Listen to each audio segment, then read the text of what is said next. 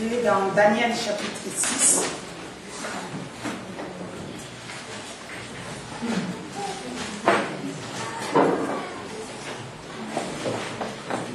Et c'est le verset 10. Daniel 6, le verset 10.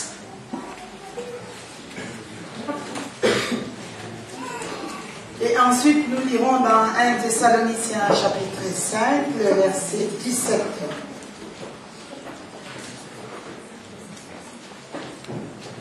Daniel 6, 10, 1 Thessaloniciens 5, 17.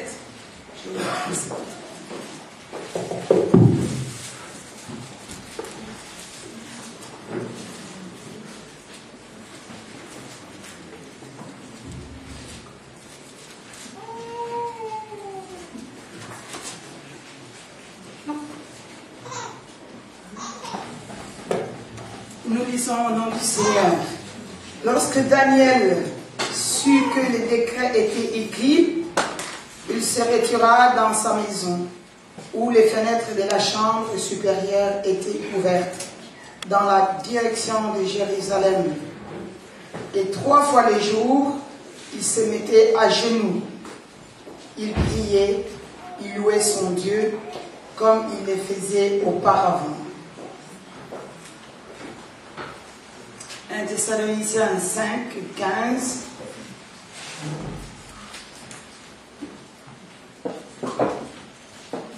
Priez sans cesse. Pardon, 5, 17. 1 Thessaloniciens 5, 17. Priez sans cesse. Nous allons prier.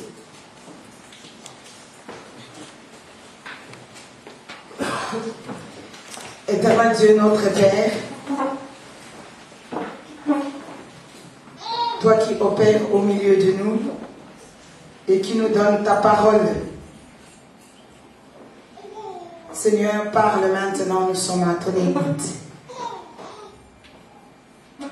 Nous faisons taire tout ce qui n'est pas de toi. Et que tout en nous soit soumis à ta sainte volonté. Que ton esprit règne dans ce lieu. Au nom de Jésus-Christ, j'ai ainsi prié. Amen. Amen.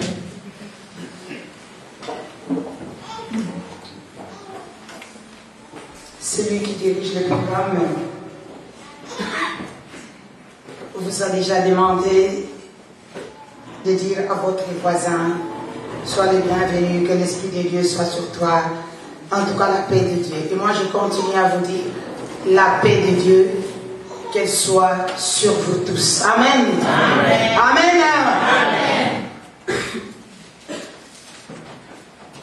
Nous allons un peu nous arrêter aujourd'hui pour ne pas parler seulement du temple, parce que nous avons vraiment parlé du temple. Dimanche passé, on nous parlait encore que nous devions rebâtir le temple.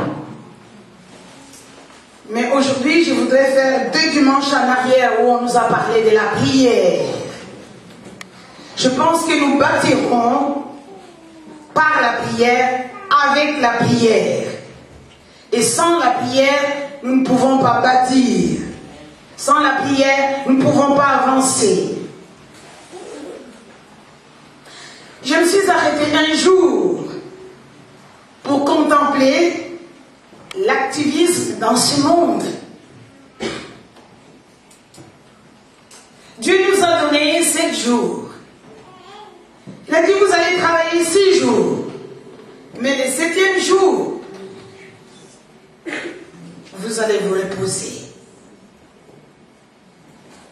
Mais ce qui arrive, l'homme a trouvé que Dieu était idiot. Il dit: mais comment possible? Nous devons prendre les 7 jours. Nous allons travailler, puisqu'il faut beaucoup gagner. 7e jour, jour de repos. On n'en veut pas. On programme tout. Ça a commencé peut-être avec l'ORECA. Il fallait toujours travailler. Ensuite, la poste. Après, c'était les bureaux. Et maintenant,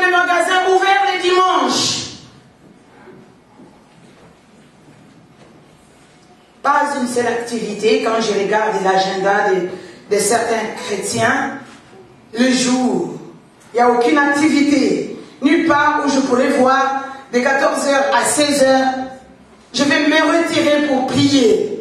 Il n'y en a pas. C'est rempli. Rempli. Nous nous pressons à gauche, à droite, on court. On court pour travailler, on court pour faire ceci. Des rendez-vous, de part et d'autre. Il faut remettre tel travail au patron puisque demain il attend ça. Il y a les rendez-vous de la politique qui m'attendent de l'autre côté. Les restaurants avec mes amis ou avec mon mari et mes enfants. Courir. Il faut que je remette mon travail à mon professeur.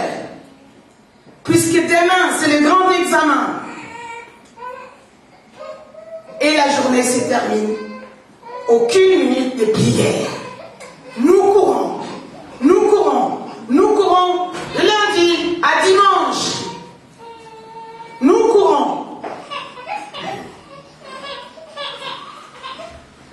Nous avons oublié notre devoir. Celui d'adorer Dieu. J'ai trouvé un petit thème pour ce message. Tout petit. N'oublie pas le lundi. Voilà mon message. Le thème de mon message.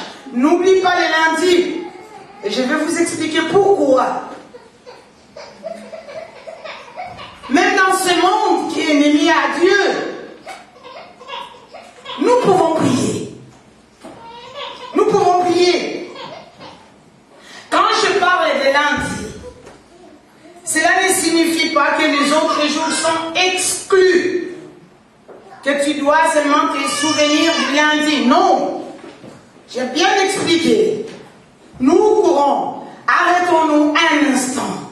Arrêtons-nous et pensons à Dieu. Vous me regardez, le bébé, il est magnifique. Il y a quelqu'un qui s'occupe du bébé. Vous me regardez. Voilà. Merci pour votre attention. Bon, c'est propre, hein? C'est normal. Dès qu'il y a quelque chose, c'est tout le monde qui... Même la porte qui s'ouvre, tous les yeux tournent. Même quelqu'un qui monte, on attendra qu'il descende.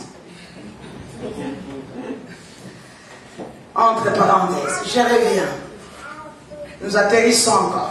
Je disais que quand je parle du lundi, cela n'exclut pas les autres jours de la semaine. Au contraire, lundi et dimanche forment une boucle.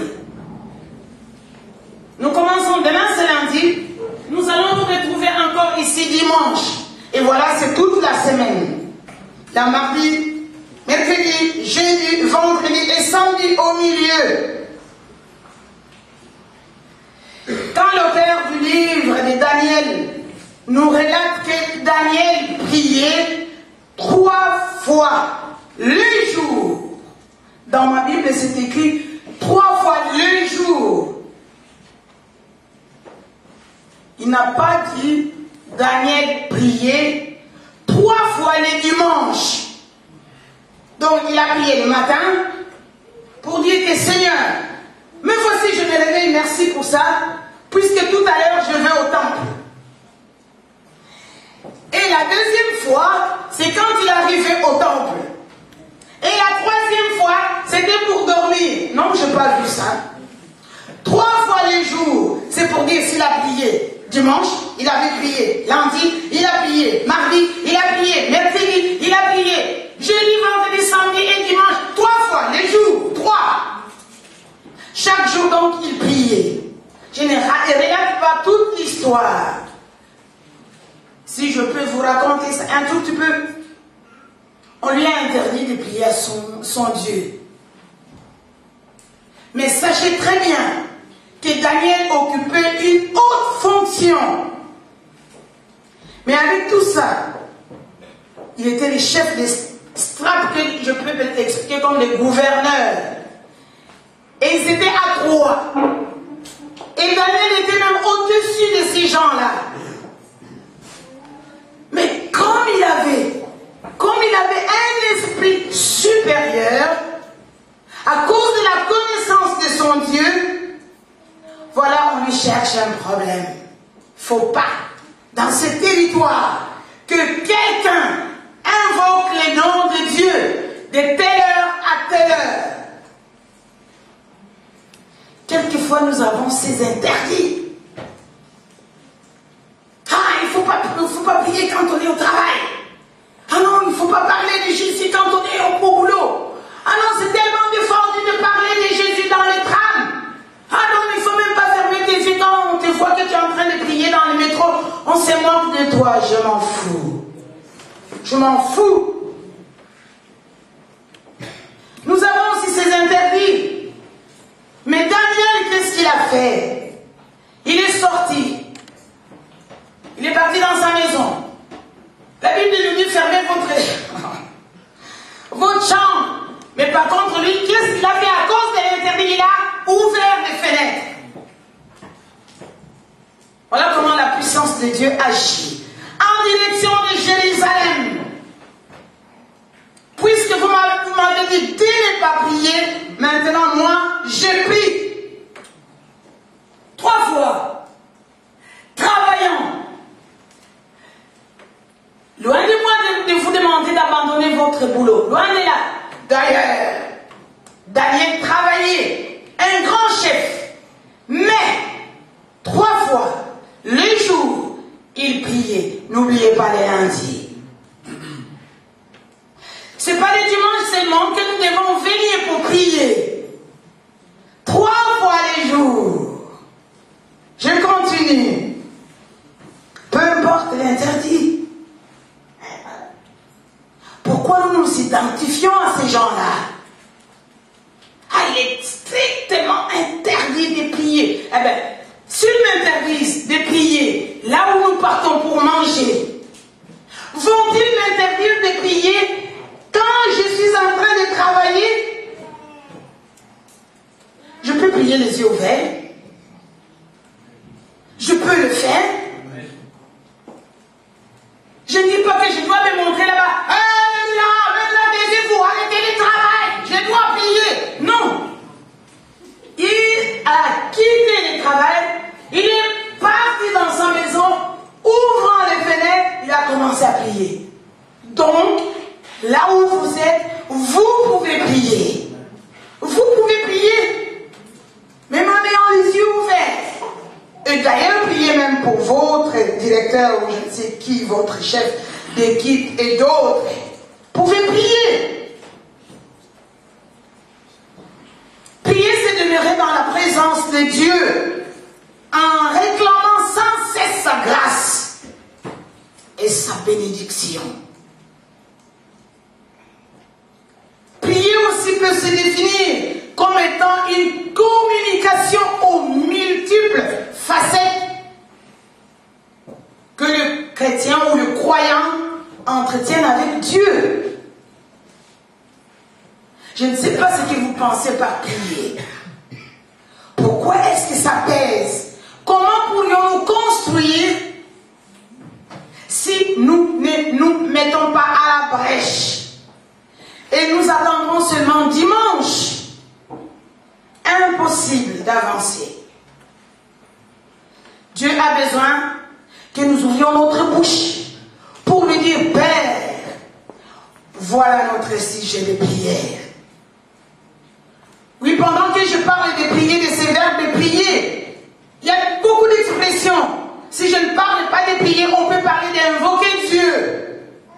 Vous verrez ça dans Psaume 17, le verset 6. Invoquer le nom de Dieu ou de l'Éternel. Vous trouverez ça dans Genèse 4, le verset 26. Prier aussi peut se lire comme étant crier à Dieu. Quand nous avons un problème, j'ai entendu la chanson, même j'ai perdu ça.